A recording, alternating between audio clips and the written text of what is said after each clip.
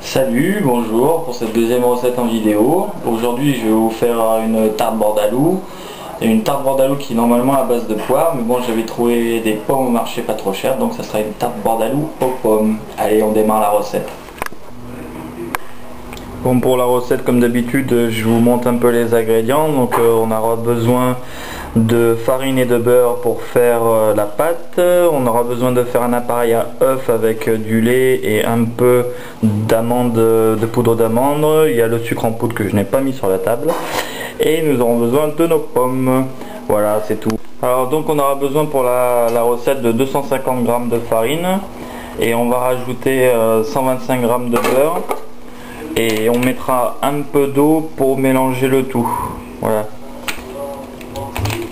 Donc on mélange légèrement le beurre, on va pas trop travailler le beurre et la farine. Après on mettra l'eau et ça deviendra une pâte à peu près homogène. Donc voilà, j'ai rajouté un demi-verre d'eau. Vous voyez, ma pâte est maintenant homogène. Je vais la laisser au frigo le temps de préparer le reste de la recette.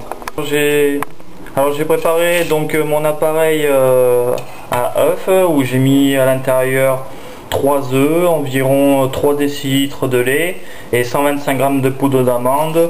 Et le sucre je le mets au goût parce que bon, selon les gens vous aimez plus ou moins sucré, donc ça c'est très difficile à dire. Ensuite donc j'ai coupé mes pommes donc en morceaux assez pas trop fins et je les mets sur la tarte. Donc mes pommes, je pose ma pomme sur la tarte, je pousse vers l'extérieur de la tarte et on va faire tout le tour de la tarte pour pouvoir compléter et ensuite verser notre appareil par dessus. Voilà. Une fois que votre tarte est donc remplie de pommes, vous allez verser l'appareil par dessus.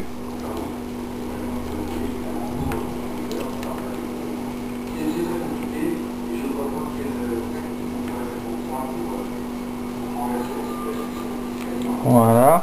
Et ensuite on va enfourner environ 25 minutes à 180 degrés et on verra dans 25 minutes comment elle sera. Donc je viens de remettre la tarte 20 minutes de plus parce qu'il manquait un peu de cuisson pour lui donner un peu de couleur. Donc on va la sortir et puis voilà. Voilà, ça sonne. Bon bah voilà, la tarte est finie. Donc j'ai cuit la tarte une première fois à 25 minutes, elle manquait un peu de coloration sur le dessus, donc j'ai remis 20 minutes de plus. Donc je vais vous la montrer. Bon, vous avez vu, la recette n'est pas trop difficile. Voilà, il faut à peu près donc 45 minutes pour faire la tarte. Vous voyez, elle est bien colorée. Moi je les aime bien comme ça. Il me reste plus qu'à vous souhaiter de la faire avec autant de plaisir que moi. Allez, à plus, ciao.